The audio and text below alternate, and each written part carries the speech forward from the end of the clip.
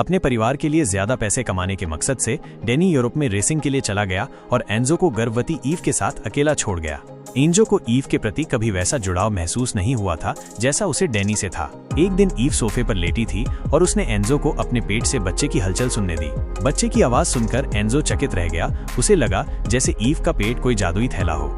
जिस रात ईव को प्रसव पीड़ा शुरू हुई उस समय डेनी एक दौड़ में व्यस्त था और समय पर लौट नहीं पाया। केवल एक दाई ही थी जो ईव की मदद कर रही थी। एंजो टीवी पर डेनी की रेस देख रहा था और मन ही मन ईव के लिए चिंतित था। जैसे ही रेस खत्म हुई एंजो ने बच्चे की पहली रोने की आवाज सुनी। वो दौड़कर ईव और बच्चे को देखने गया। ईव ने उन्हें एक दूसरे से परिचित कराया। माँ और बेटी को एक साथ देखकर एंजो ने महसूस किया कि वो अब पूरी तरह से ईव को स्वीकार कर चुका है। अब वो समझ गया था कि डेनी को ईव से क्यों प्यार हुआ। अगले दिन डेनी घर लौटा और पूरा परिवार फिर से एक हो गया। फिर एक दिन एंजो की संवेदनशील सूंघने की शक्ति ने ईव के शरीर से आती सड़न की गंध महसूस की। वो उसे सतर्क करना चाहता था लेकिन बोल नहीं सकता था। एक दिन ट्रैकिंग के दौरान ईव बेहोश होकर गिर पड़ी।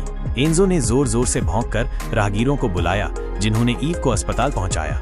ईव की हालत में सुधार नहीं हुआ। अब डेनी को अपनी बेटी और एंजो को घर ले जाना पड़ा, लेकिन अब उसकी मुस्कान में वो खुशी नहीं थी।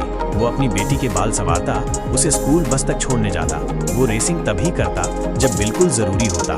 बाकी समय वो अपनी बेटी और एंजो को ईव के माता पिता के पास छोड़ता। अंत में ईव अस्पताल से घर लौट आई इलाज के कारण नहीं, बल्कि इसलिए कि वो अपनी आखिरी घड़ियां अस्पताल में नहीं बिताना चाहती थी। घर पर अपने परिवार के साथ बिताए समय में उसे सच्चे प्यार और अपनापन का एहसास हुआ। बीमारी से शरीर टूट गया था, फिर भी चेहरे पर मुस्कान बनी रही। दिल टूटे एंजो ने हर रात जागकर उसकी देखभाल की। एक रात ईव ने एंजो से कहा कि उसे डर नहीं लग रहा क्योंकि उसे यकीन है कि ये अंत नहीं है। एंजो उसके पास गया और उसने ईव को उसे सहलाने दिया। अगले दिन ईव का निधन हो गया। परिवार ने एक बेहद भावुक अंतिम संस्कार किया। डेनी अभी दुख से उबरा भी नहीं था कि उसके ससुर ने उसे बताया कि वे जोई की कस्टडी चाहते हैं और चाहते हैं कि डेनी अपने अधिकार छोड़ दे।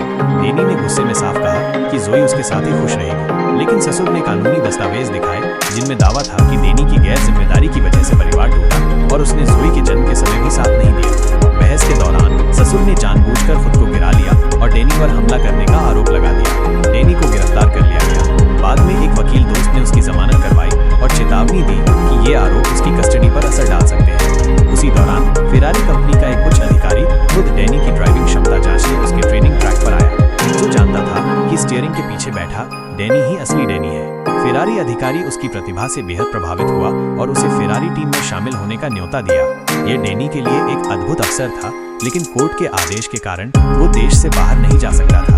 अब वो तभी जवाब दे सकता था जब जोई की कस्टडी का मामला हल हो जाए।